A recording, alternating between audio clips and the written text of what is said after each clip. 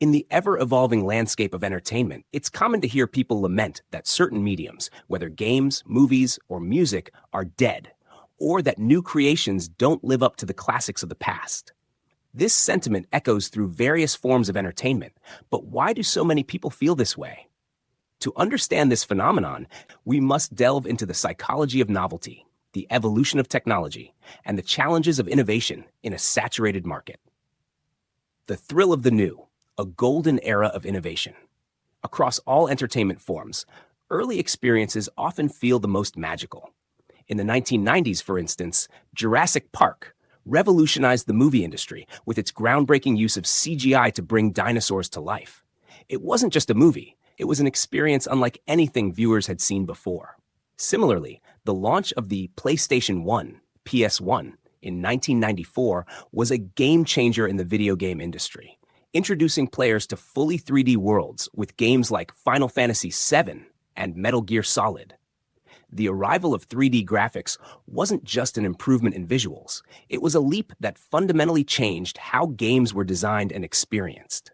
In music, the transition from analog to digital with the rise of CDs and later MP3s also marked a significant shift. The introduction of the iPod in 2001 didn't just change how we listen to music. It changed our relationship with music, making it more personal and portable than ever before. These innovations across various entertainment mediums didn't just meet expectations, they set them. The thrill of experiencing something entirely new is powerful, and early encounters with groundbreaking works often leave an indelible mark. The law of diminishing returns, the entertainment plateau. As technology advanced, entertainment across all forms became more polished, more complex, and more immersive. However, with these advancements came a phenomenon akin to Moore's Law, but within the realm of entertainment. In technology, Moore's Law states that the number of transistors on a microchip doubles approximately every 2 years, leading to exponential growth in computing power. However, this growth is not infinite, and we eventually encounter physical and practical limits.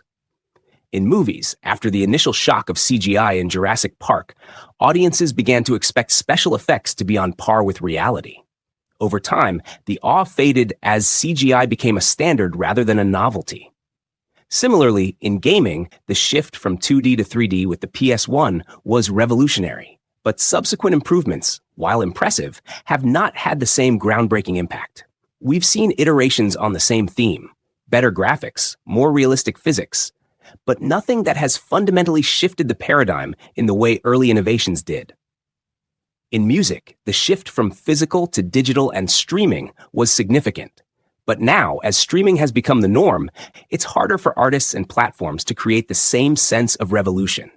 Each new development offers a smaller leap forward, contributing to a perception that we've reached an entertainment plateau. Nostalgia versus reality, the rose-tinted glasses effect.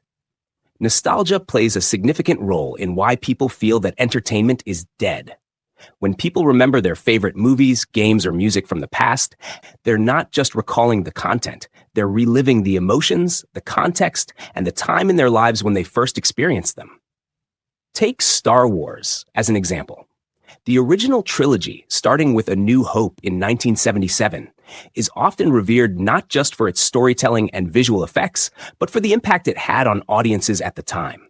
It was unlike anything that had come before, and for many, it defined an era of cinema. The sequels and prequels, despite advancements in technology, often face criticism because they are compared not just to the original movies, but to the idealized memories of those movies. In gaming, Super Mario 64 on the Nintendo 64 is often cited as one of the greatest games of all time.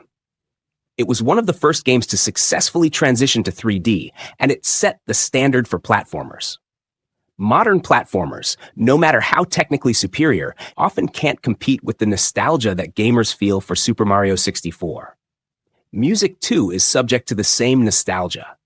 The songs we loved as teenagers often hold a special place in our hearts, not necessarily because they were objectively better, but because they are tied to formative experiences. The rise of vinyl records in recent years, despite their supposed inferior sound quality compared to digital, is a testament to how nostalgia influences our perceptions of quality. The challenge of innovation, breaking through the ceiling. The entertainment industry, whether in gaming, movies, or music, is not devoid of innovation. There are still groundbreaking works being produced, but the bar for what constitutes a truly revolutionary experience has been set incredibly high. Developers, filmmakers, and artists are now working within a much more crowded and competitive space, and every new idea has to contend with decades of established norms and audience expectations. For example, in movies, the use of motion capture technology in Avatar, 2009, was a significant innovation, and the film's success set the stage for future developments in CGI and 3D filmmaking. Yet, despite its achievements, Avatar faced criticism for its story, which some saw as derivative. This underscores the difficulty of creating something that feels genuinely new in a mature medium. In gaming, the rise of virtual reality, VR, and augmented reality, AR, represents a new frontier, but these technologies are still in their infancy. While games like Beat Saber and Half-Life Alyx have shown the potential of VR, the technology has yet to reach a point where it can deliver the kind of universal, groundbreaking impact that the transition to 3D did in the 1990s. In music, the challenge is similar. Streaming services like Spotify have revolutionized how we access music, but this has also led to a more homogenized sound as artists aim to cater to algorithm-driven playlists. The innovation is there, but it's harder to break through the ceiling of what's already been done. Conclusion. Is the magic really gone? So are games, movies, and music really dead? The answer is complex.